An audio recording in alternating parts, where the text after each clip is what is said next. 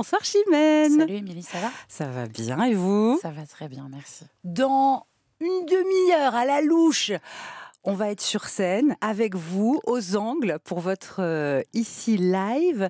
Alors le jour du Ici Live, à peu près à cette heure-là, voilà, vers, entre 19h et 20h, vous étiez dans quel état d'esprit ou dans quel état tout court d'ailleurs avant un Dans quel concert? état tout court? Ouais. J'étais malade. Non.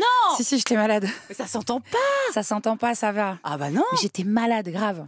Et sinon, hyper impatiente parce que c'était une des premières... C'est la première fois où on jouait avec le chœur gospel.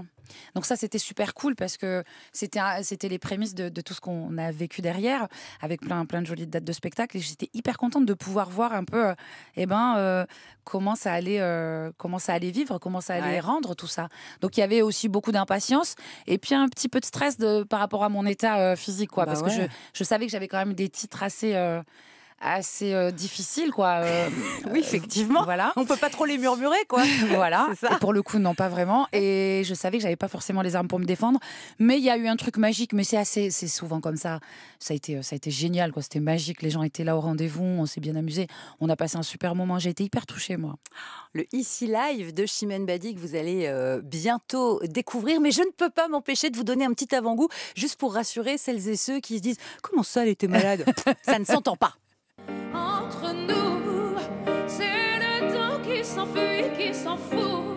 C'est la vie qui nous prend dans son bout. Moi, je l'entends. C'est vrai? Ah ouais, moi, j'arrive à m'en rendre compte. Oui, mais alors, je pense que voilà, vous avez forcément l'oreille archi critique.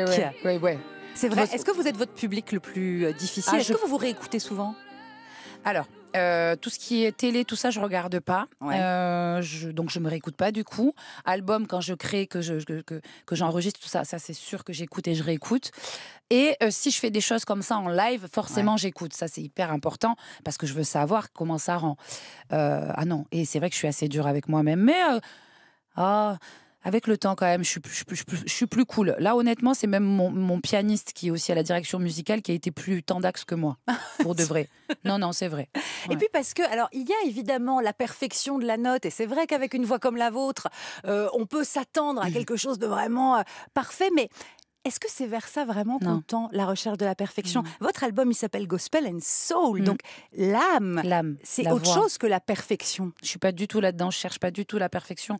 Justement, je cherche à faire, comment dire, d'abord moi à vivre ce que je suis en train de raconter, à le vivre pleinement, et je cherche à être dans le partage. Je cherche pas du tout à être dans quelque chose de parfait parce que j'aime pas la perfection. Je crois ça me lasserait.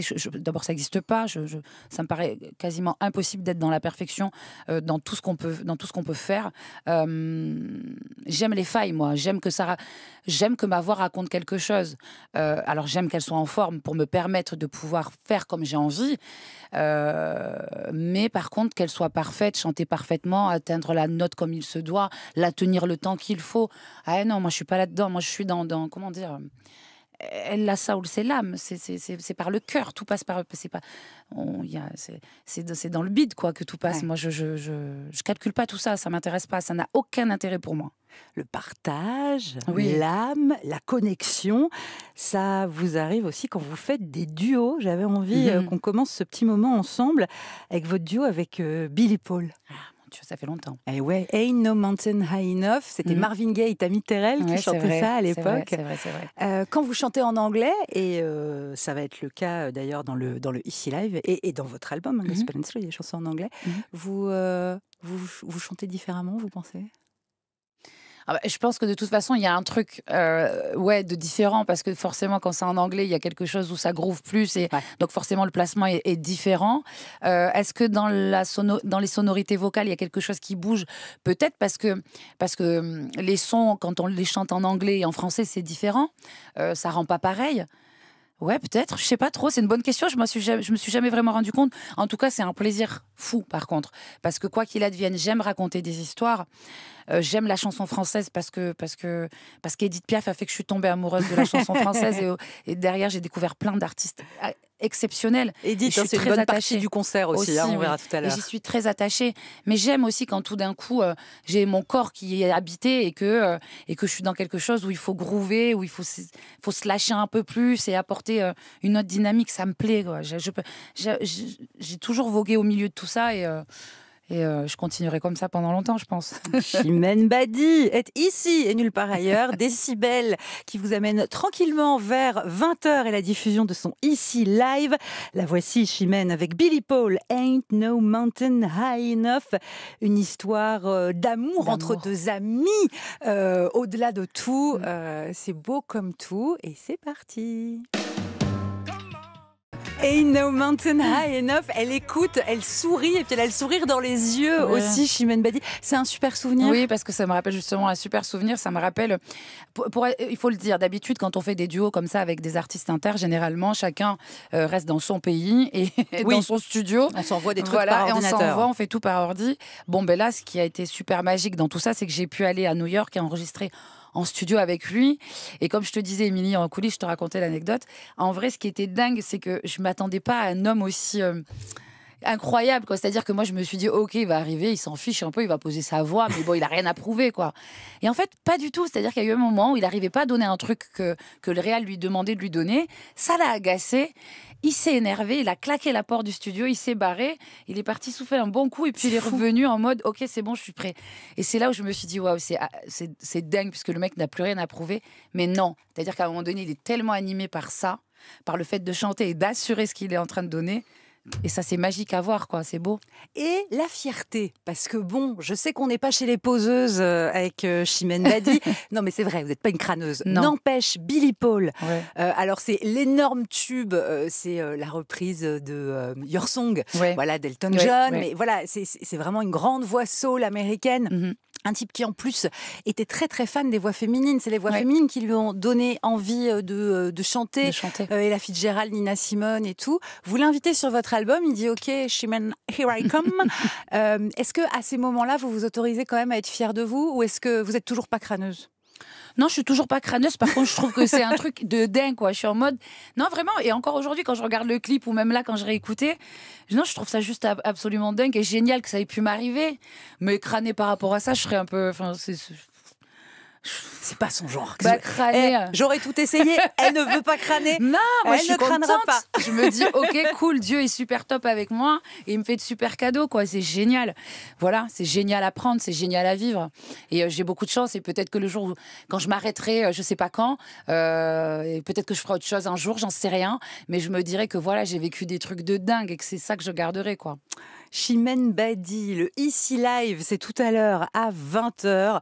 Première diffusion de ce concert enregistré il y a quelques semaines aux Angles. Chimène, avant de faire monter encore un peu la sauce sur ce Ici Live, j'aimerais qu'on vous entende chanter ceci. Oh Lord, won't you buy me a Mercedes-Benz? My friends all drive Porsches, I must make amends. Reprise de Mercedes-Benz de Janis Joplin. Voilà. Puis dans le Ici Live, vous avez aussi repris Amy Winehouse. They try to make me go to rehab, but I said no, no, no, no, no, no. J'aime ces nanas-là, moi. Eh ben, c'est justement là que je voulais vous emmener. Je vous adore, Chimène, vous avez tout pigé. Des filles peu conventionnelles, avec des vies compliquées et un rapport immonde avec la presse. Enfin, plus précisément, la presse a un jugement, un regard, une façon de juger ces femmes à des époques différentes, les années 70 et les années 2000, hyper durement. Et vous les aimez ? Je les aime parce qu'elles sont elles à fond et qu'elles assument vraiment qui elles sont.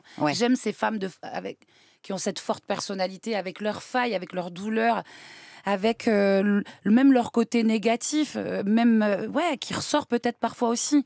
Mais elles sont hyper authentiques. Et moi, c'est ce que j'aime. Je trouve qu'aujourd'hui, on est dans une ère où on essaye d'aller dans quelque chose de plus en plus lisse. Ça me gonfle parce qu'en fait, on n'est pas dans la vérité. Ouais. Quand on est dans quelque chose de lisse, on n'est pas dans la vérité.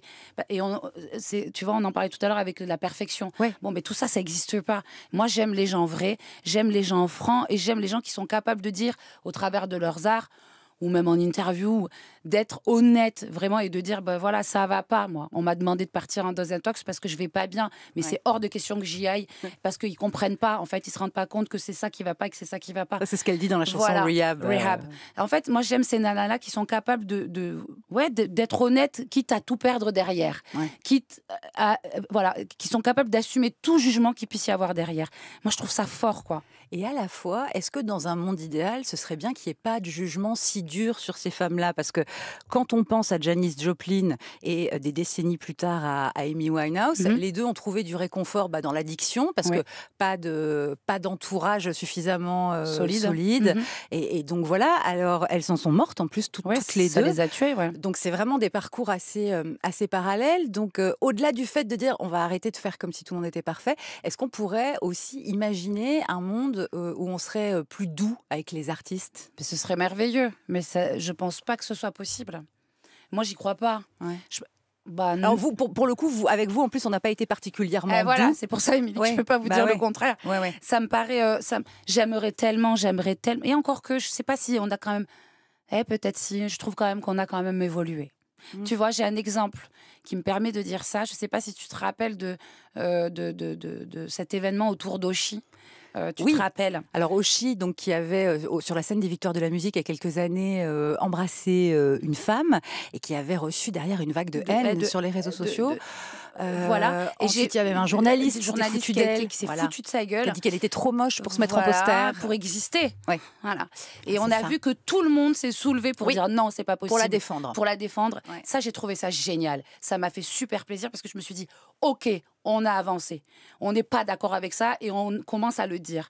À mon époque, c'était différent, on n'y était pas encore. Ouais. Tu vois, donc je me rends compte quand même que ça évolue.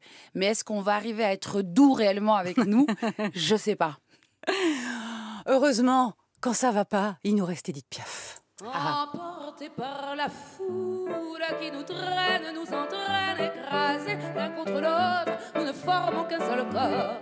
Et le flot sans effort nous pousse enchaîner l'un et l'autre, et nous laisse tous deux épanouis, enivrés et heureux. Entraînés par la foule qui s'élance. Vous entendrez tout à l'heure l'intégralité de cette chanson, La Foule, pour le Ici Live de Chimène Badi. C'est vrai qu'avant ce dernier album, Gospel and Soul, il y a donc eu toute cette période 2023, l'album, le spectacle, hommage à Édith Piaf. Ouais, on a vécu 2 ans de folie. Ouais.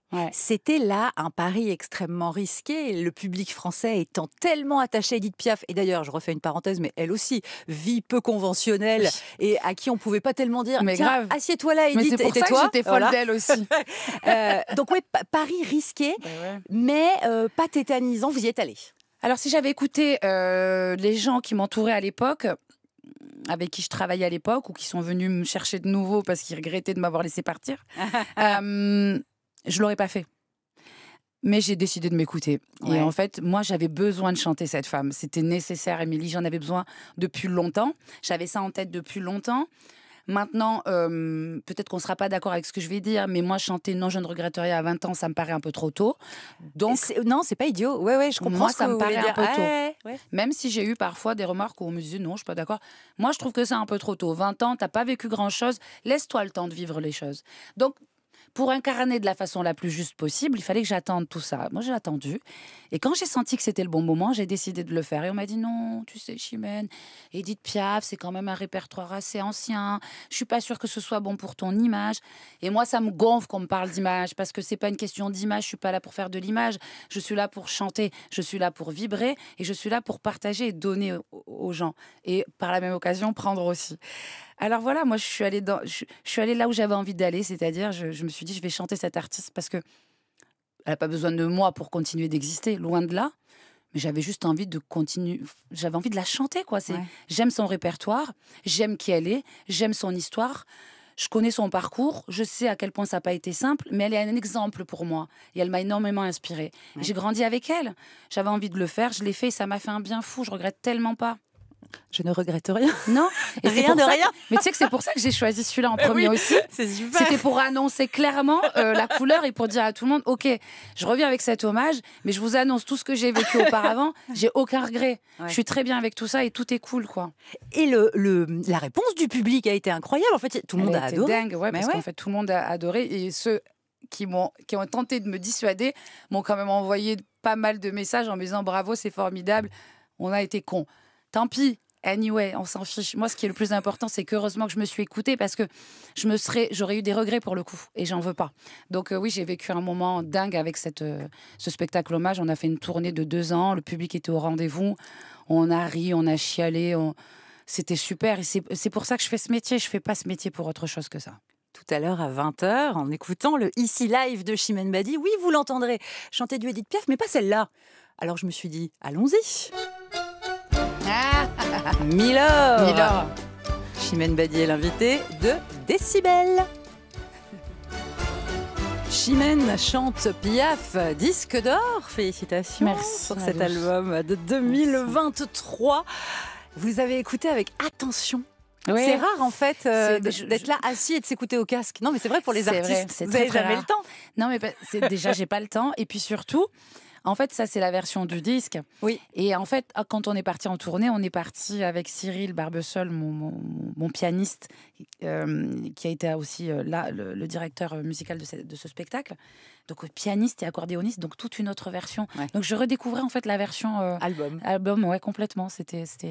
C'était pas mal, mais je préfère la version live, moi. Ah bah ça tombe bien, puisqu'il y a des concerts. Il y en a un qui arrive, alors là, vraiment, dans quelques minutes, ici, à 20h, ici live, Chimène Badi.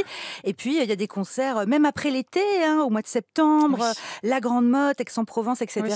C'est la tournée Gospel and Soul, où vous êtes donc sur scène, Ouais. avec ces chanteuses gospel. Avec mon cœur gospel, Ouais. Sankofa Unit, une partie. J'aurais bien voulu les avoir les 40, mais je pense pas que la production aurait accepté d'avoir 40 chœurs à rémunérer.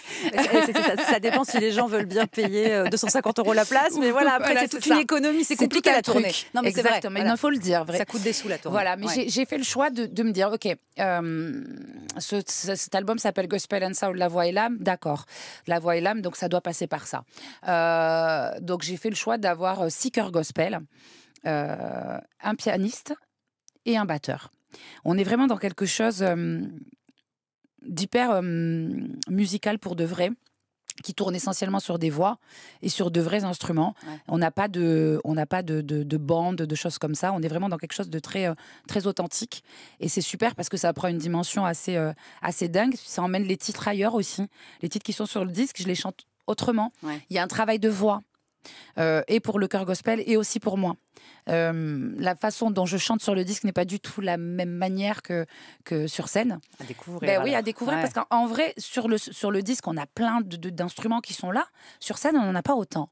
Donc tout d'un coup, si j'envoie comme une balle, comme je le fais sur le disque, alors que sur scène, on n'a pas autant de choses, on ne sera pas cohérent. Donc il a fallu que je fasse un travail là-dessus, et je suis contente de l'avoir fait. Puis ça m'emmène ailleurs. Je ne dis pas que c'est plus Chimène qui chante comme je chante habituellement, loin de là, c'est toujours moi. Mais il y a un vrai travail de nuance qui est intéressant, hein, je pense, à découvrir. Et Voilà. le choix, donc, d'être une dizaine de personnes sur scène, il Ouais. faut le dire, parce Ouais. qu'on ne pose pas souvent la question aux artistes, mais ça veut dire que vous gagnez moins de sous Oui. et vous partez moins longtemps aux Maldives Voilà, c'est que si vous aviez fait une petite tournée guitare-voix, piano-voix. Exactement, bien sûr, voilà. évidemment. Donc, Bien c'est sûr. un choix artistique, Ouais. donc ça vaut le coup d'aller découvrir ça, c'est que vous Oui. y trouvez quelque chose Bien de sûr. particulier. Oui, c'était important pour moi. Et autour de ce mot-clé choix, tiens, parce que depuis 2003, on commence à avoir un certain nombre d'albums, Madame Badi. Oui. Donc, il y a évidemment des incontournables de la setlist. Je viens du sud Et ouais, et par tous les Celui-là. chemins. Ah là, celui-là, si vous ne le Ouais. chantez pas après ça, c'est chaud. une manif. Chacun assume. Comment vous faites? Alors, bon, tournée Gospel and Soul, évidemment, vous mettez en Il y a en un chœur avant, gospel voilà. avec moi dessus, Voilà, et donc forcément, vous mettez en avant des titres qui s'y prêtent. bien sûr. Mais est-ce que vous commencez à avoir l'embarras du choix avec toutes les chansons que vous avez? On a quand même pas mal d'albums. Je crois que j'en ai fait 9, si je me trompe pas, c'est ça ? C'est ça. 9. Bon, là, pour ce spectacle-là, forcément, j'ai dû faire un choix entre le premier Gospel and Soul et le deuxième Gospel and Soul, La Voix et l'âme. C'était pas simple, hein, parce que il y a plein de titres que j'avais envie de reprendre. D'ailleurs, l'anecdote, je te la raconte avec plaisir. Je vous la raconte à tous avec plaisir. Je prépare ma setlist et en fait, je mets à balle de titres, quoi. J'arrête pas. Je voulais tous les chanter. Non, mais franchement, je fais une vraie grosse setlist en mode... et j'envoie à tout le monde et tout le monde me dit non mais t'es complètement folle. Il y en a pour je sais pas combien d'heures de musique. Faut que t'en enlèves au moins. Je dis ok, vous voulez que j'en enlève, je vais en enlever. Mais et comme je râle parce que je déteste qu'on me dise d'enlever des chansons, je râle. Je dis mais une chose est sûre, c'est que le jour J, pendant qu'on va répéter, vous allez me dire il nous manque des titres. Eh ben faudra pas venir me voir parce que c'est une réalité ça. Donc du coup j'ai un peu râlé parce que j'ai dû virer quelques titres, mais à l'issue j'ai dû en rajouter de nouveaux. Donc j'étais contente. Voilà, vous aviez raison. J'avais raison. Mais c'est jamais simple de faire un choix. Hein. Surtout quand il s'agit d'un spectacle lambda, par exemple. C'est-à-dire que je fais d'autres spectacles à côté de celui-ci qui est différent. Il y en a un qui s'appelle Entre nous, par exemple, qui est un spectacle où je retrace un peu ma vie en musique. C'est pareil, c'est difficile de faire des choix, hein, de choisir les bonnes chansons. Je fais en sorte de les choisir en fonction de mon état d'esprit du moment, de comment je me sens, de ce que j'ai envie de dire. Voilà, c'est un peu tout ça. Décibel, chaque soir dès 19h. C'est ici.